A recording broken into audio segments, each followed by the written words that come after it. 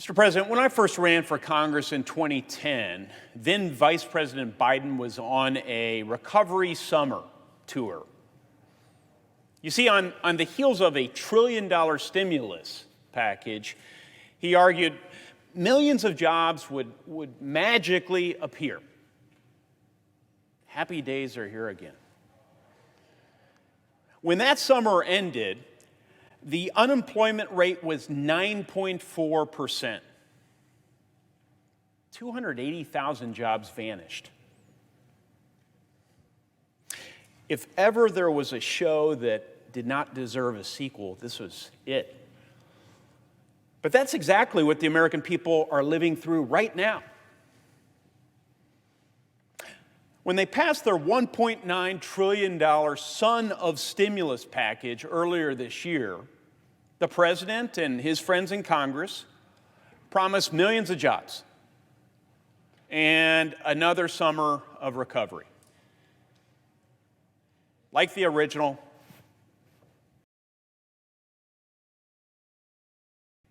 this sequel is a flop.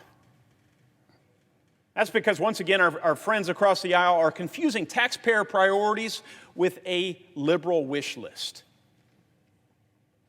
I see at home the cost of living is rising for Hoosier families and job creators. You take a trip to my hometown grocery in Greenwood, Indiana. Cost of steak and chicken and bread have all increased.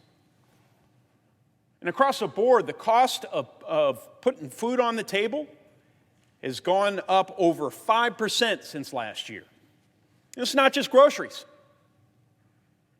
Cost of gas and energy and housing and household goods are at historic highs. All while America endures a nationwide crime wave and our borders are overrun. Now, I know my Democratic colleagues don't want to use the I word, but let's call it what it is: inflation. Taxation without legislation. And inflation is at its highest level since 2008. We know they want to raise taxes on Americans, including those in the middle class. But this is probably not what Democrats had in mind. But the president, evidently, he's not worried. He says the rising cost of living is only temporary. It's transitory. Now, look, this is easy for him to say. His pocketbook isn't impacted by inflation. He isn't buying groceries at the local grocery store or a new fridge for the White House. He's not gassing up the presidential limousine.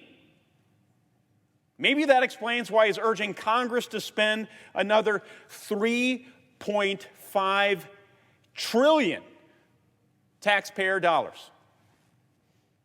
$10 billion here for environmental justice, $174 billion there for electric cars, a massive expansion of Medicare and Medicaid, and trillions more in taxes on American families as we emerge from a global pandemic.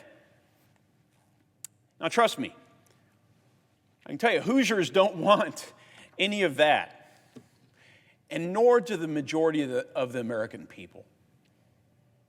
No more trillion-dollar tax and spend rescue plans. They aren't rescuing Americans. They're raising their cost of living. Now, don't take it from me. Take it from Larry Summers, President Obama's economic advisor.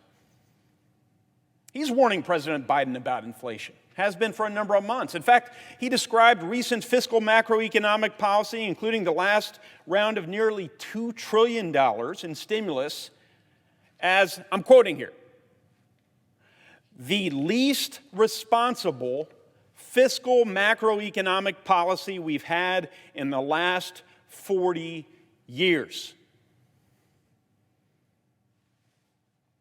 With friends like these. But you know, he speaks the truth. I wish the president would listen to Secretary Summers. He certainly won't listen to us. We're not arguing for inaction, though. In fact, we're willing to collaborate.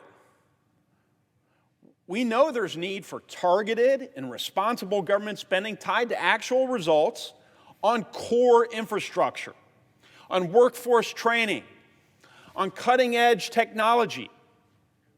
We just believe that every taxpayer dollar is a sacred trust, and we should treat it accordingly.